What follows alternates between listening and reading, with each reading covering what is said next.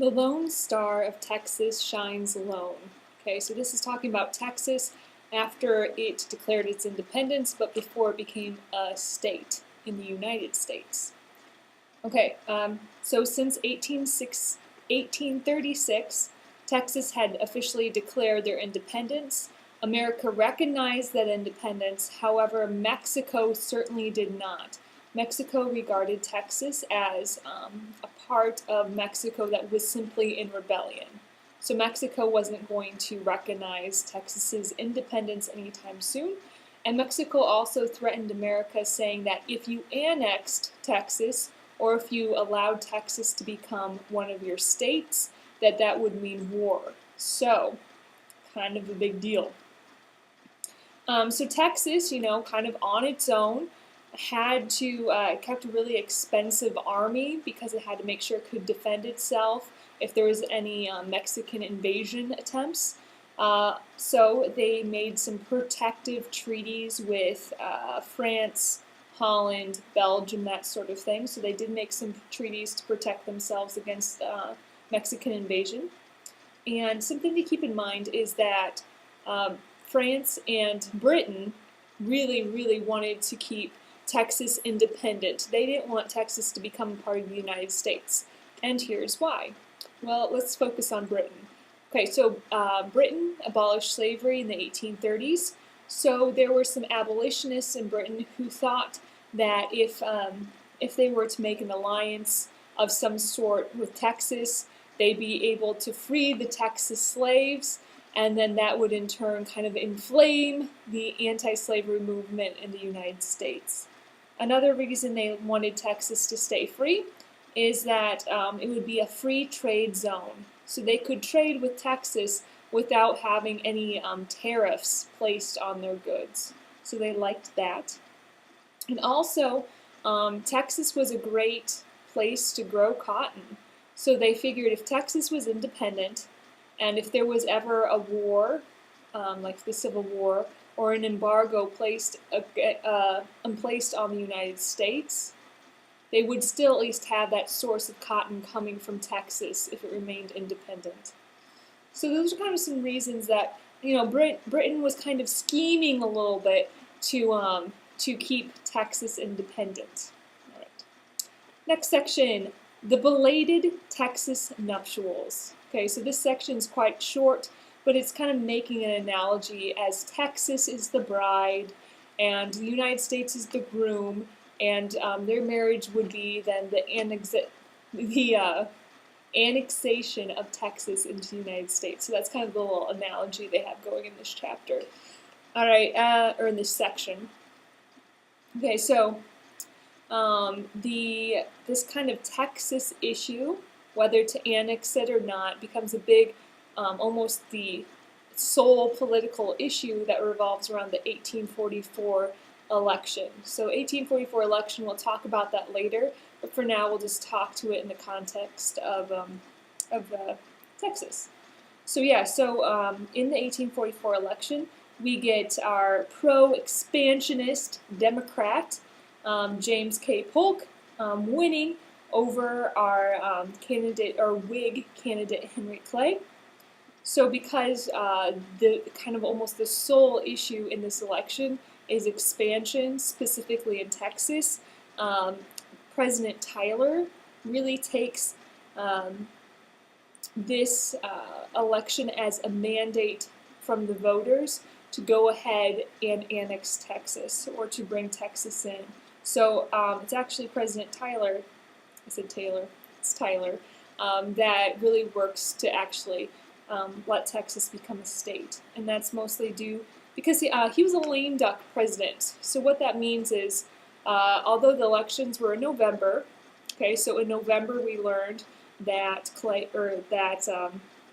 Polk won. There's still 4 months of Tyler's presidency, all the way till March, before the next guy actually takes office. So during those 4 months, President Tyler really took it upon himself to work towards the annexation of Texas. So what he does is he throws it before Congress in kind of in a joint resolution. Both houses, the House Representatives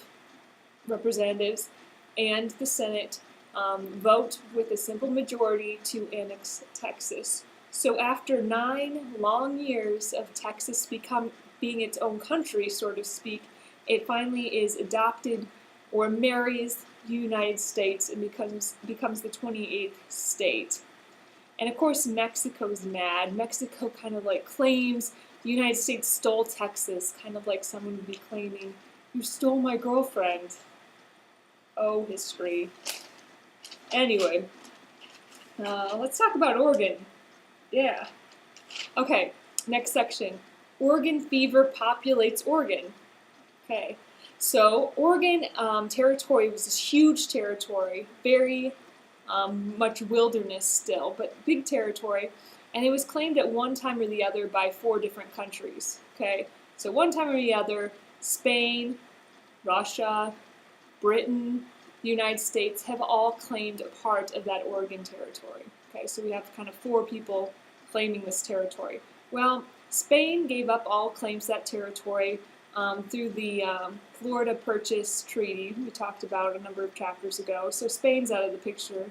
And then Russia signs a couple treaties in 1824 and 1825, and it takes Spain out of the picture. So now this territory is really disputed between the United States and Britain. Okay? And they both really have valid claims to this territory. All right, so Britain discovered a lot of the land. They had a lot of exploration of the land, a lot of occupation, meaning people actually living there who were British, and they had some claims through treaties. So they had some valid claims. For example, they had the Hudson Bay Company. It was a company that was fur traders from Britain who more or less controlled a lot of the fur trade in that area. So that was kind of a big deal. But America also had some valid claims to this area. They had explorers in that area. We had Captain Robert Gray, who named the Columbia River. We had Lewis and Clark. All of those folks exploring the land. We had occupation, so actual Americans living there. And kind of the biggest group of Americans living in Oregon at this time were really missionaries that were kind of sprinkled throughout the territory, trying to convert the natives of that area. So we did have some claim, good job, missionaries. But really, for the most part, although it was in dispute, they lived, the folks, the Canadians, the British, the Americans, they kind of lived in peace, side by side. They were fine. There's enough territory for everyone. Well, that changes. That changes in the 1840s. And what happens is there's this, Oregon fever. Okay, so there's a huge movement of Americans into this territory, this Oregon fever. So of course they take the Oregon Trail. Okay, and it was about a 2,000-mile journey on the Oregon Trail. It took you about 5 months. But once you're out there, there's plenty of land. It was wonderful. So now that there's this huge kind of flood of Americans in this Oregon territory, Britain now wants to make things official. They want to officially divide the land. Because in their mind, they're thinking, well, if all these Americans keep flooding in at this pace, we're going to slowly but surely lose our claim to this territory. So they want to put things in writing before they lose all claim to it, just because all the Americans are already there. If that makes sense. Okay, so once again, this issue is thrown into the election of 1844. So the biggest issue in the election of 1844 is really Texas, but this kind of dispute that's going on in Oregon is definitely kind of there as well. All right, next section, a mandate, question mark, for manifest destiny. Okay. So let's talk about what a mandate is. Okay, so we've mentioned it before. So a mandate of the voters, for example, is when there is, for example, like a major issue in an election. And the results of that election are then said to mirror the feelings of America on that specific election issue. For example, we had, the election recently with with health care as being a huge issue, right? So when President Obama came into office, he took that as a mandate of the voters that we ought to switch how we ran health care because that was the issue he ran the election on. We've seen this before. President Jackson ran really with the issue of the national bank, to get rid of the national bank. And so once he won, he took that as a mandate of the voters to get rid of the national bank. And so we see that again here, a mandate of the voters through the election of 1844 with the issue of annexing Texas. Wonderful. Okay, so we kind of, spoiler alert, we already kind of told you who won this election, but maybe you don't even remember. That's fine. Okay, so the Whigs, their candidate is Henry Clay, and that was a no-brainer for the Whigs. They're like, of course we're going to put up Henry Clay. Henry Clay is very popular. You might know him as the Secretary of State under John Quincy Adams. Remember, there was that corrupt bargain where John Quincy Adams supposedly gave the position of Secretary of State to Henry Clay in exchange for his support in that presidential election. Okay, so that was Henry Clay. Also, Henry Clay was that guy that really helped smooth things over during the South Carolina nullification crisis with that tariff bill. Remember that? That was Henry Clay too. So Henry Clay was a no-brainer for the Whigs. However, the Democrats were a different bag of cats, okay? The Democrats weren't quite sure who they should nominate. They're thinking, okay, former President Van Buren had only served one term, so they were thinking about, putting him forth. But the problem was Van Buren was very vocal against his wanting to annex Texas, so he did not want to annex Texas. And that was just not going to jive with the Southern Democrats, who were all for annexing Texas, so they really couldn't put Van Buren up. So they came up with something called a dark horse candidate. Okay.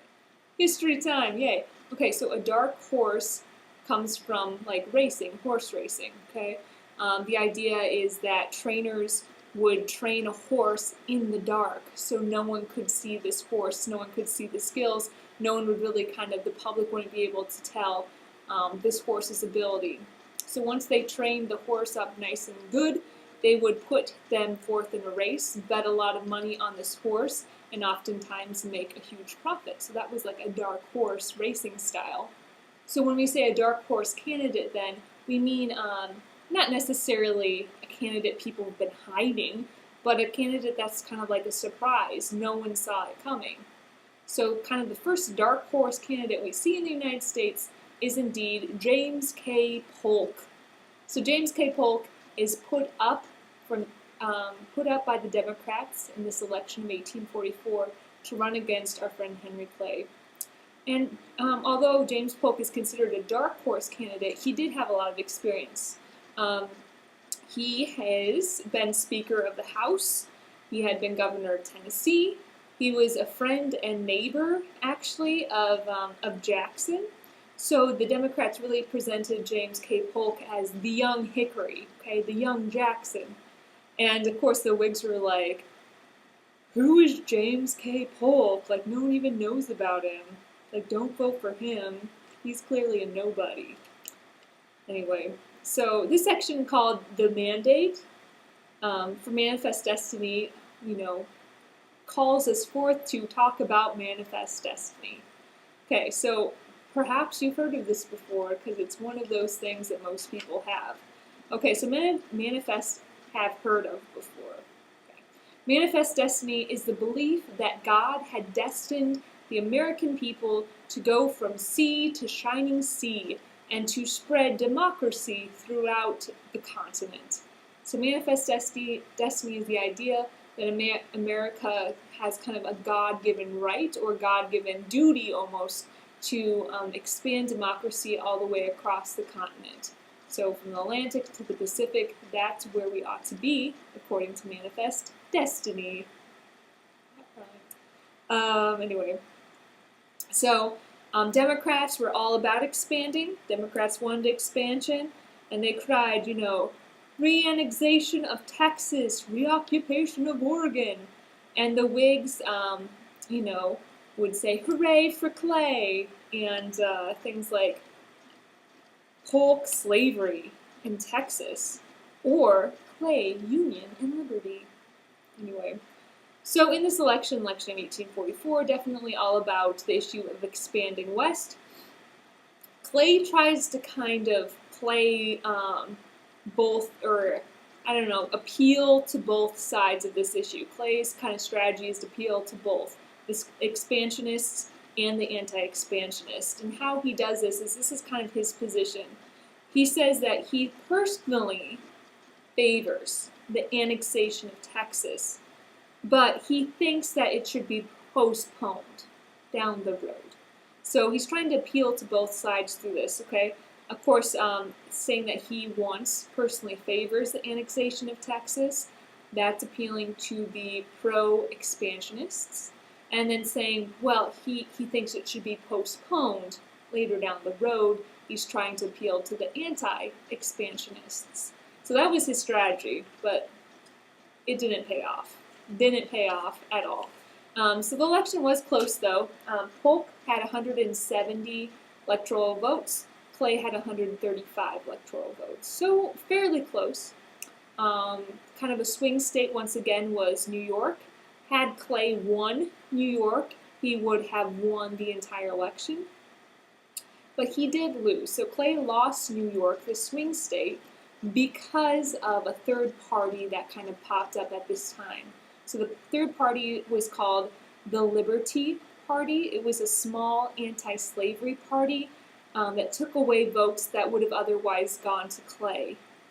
So really, although the Liberty Party wanted to prevent the annexation of Texas, they kind of actually sped it up by taking votes away from Clay.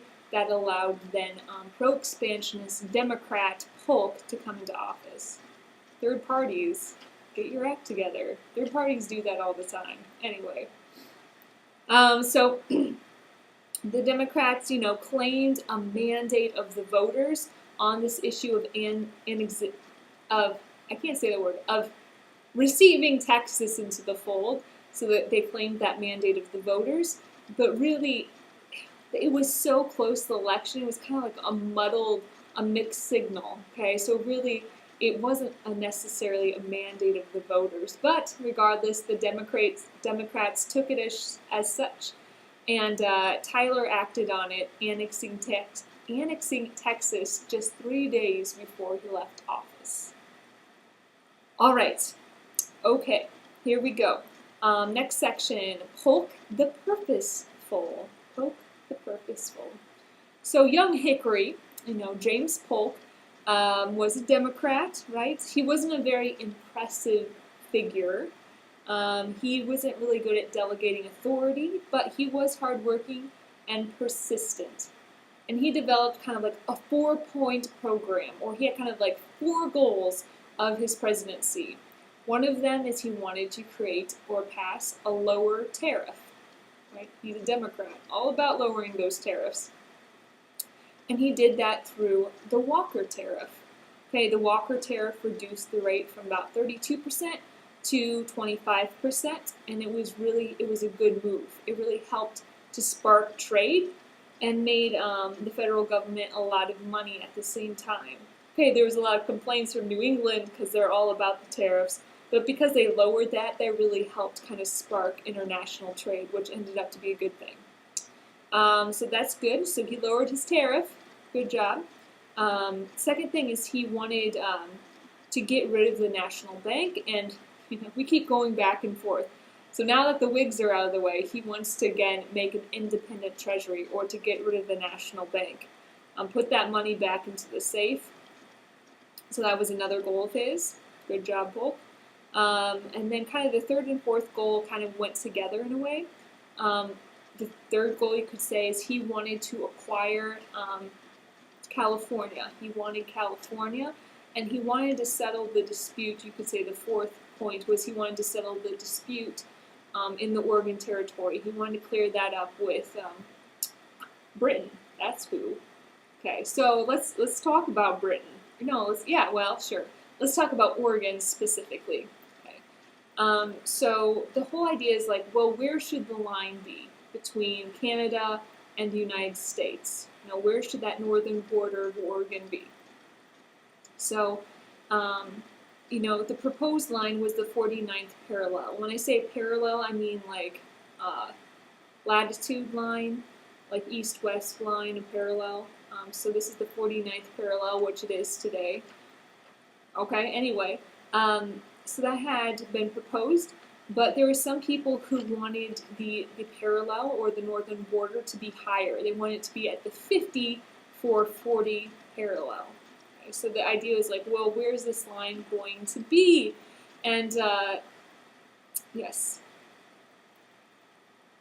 Anyway, and Polk had actually, as a part of his platform, said that I will fight for that 54-40 parallel, or that taller parallel. And if you want this to make a little bit more sense, look on the map on page 405. That'll help. Anyway, the whole idea is, where should this parallel be? Polk offered, hey, although I ran my campaign saying, well, we're going to get that 54-40 parallel, I can compromise. How about the 49th parallel? I want to get this deal over with. And so the ball was kind of in Britain's court. And Britain at first was like, no. But then later, kind of Britain changed its mind a little bit, okay? It had a change of heart. They think, well, why fight over this territory anyway? Like, it's just not worth it, more or less. The Hudson Bay Company, who was prominent in that area, had more or less already furred out the territory, or they got most of the fur they were going to get out of that territory. And they're just like, well, what's the point of fighting over, the difference here? There really isn't. So Britain, again, brought back, they said, okay, we accept the 49th parallel, which it is at today. We're good with that. So Polk put it before the Senate. The Senate approved it. The Senate really wasn't looking to pick a fight with Britain, because at this time we're actually in a war with Mexico. More fun to come later on. So yeah, the Senate approved it. The northwestern states were upset because they wanted that higher 54-40 parallel. But really, it was good. They had a compromise without fighting. So actually, in the long run, it was actually an okay deal. All right. So we will continue kind of with Polk's next mission here is, which has to deal with Mexico, Texas, and California. So that is yet to come.